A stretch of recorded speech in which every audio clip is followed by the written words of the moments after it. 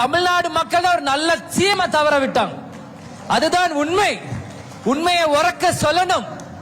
இன்னும் எந்த கட்சி வேணாலும் நான் பெருசு நீ பெருசுன்னு பேசலாம். ஆனா மக்கள் எல்லாருக்குமே அவங்க உள்ளத்துல தெரியும் எந்த கட்சி பெரிய கட்சி, யார் ஒரு மிகப்பெரிய தலைவர் என்று.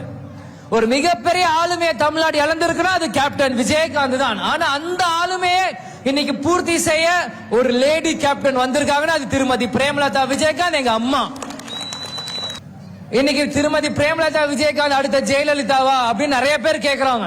எங்களுக்கு அடுத்த ஜெயலலிதாவா எங்களுக்கு ஆசை இல்ல. எங்களோட அம்மா முதல் பிரேமலதா விஜயகாந்தா வரணும். அதுதான் எங்களுக்கு வேணும். ஏன்னா எங்க கட்சிக்காரங்க வந்து ஜான்சி ராணி அப்படின்னு எங்க அம்மாக்கு பேர் வச்சிருக்காங்க.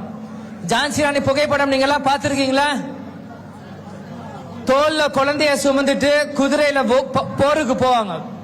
எதுக்கு எங்க அம்மாக்கு இந்த பேர் வச்சாங்கன்னு எனக்கு புரியல. நான் சமீபமா பார்த்து வரும்போது எனக்கு புரியுது.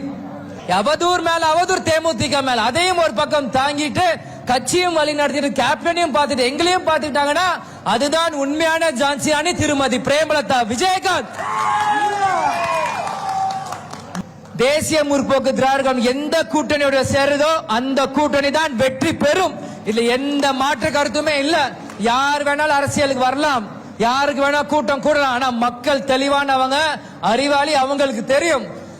2005 கேப்டன் வந்து நான் கட்சி ஆரம்பிக்கிறேன் மாநாடு மதுரையில அப்படின்னு சொல்லி 2006 சட்டமன்றத்தில் ஒரு எம்எல்ஏ போனார்.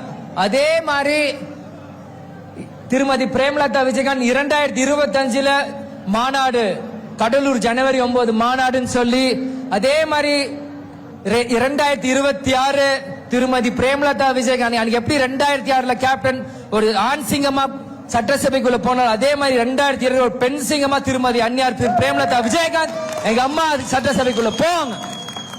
அவங்களோட சேர்ந்து பல எம்எல்ஏக்களும் எல்லா ஊர்ல இருந்தும் தேமுதிக சார்பாக போவாங்க.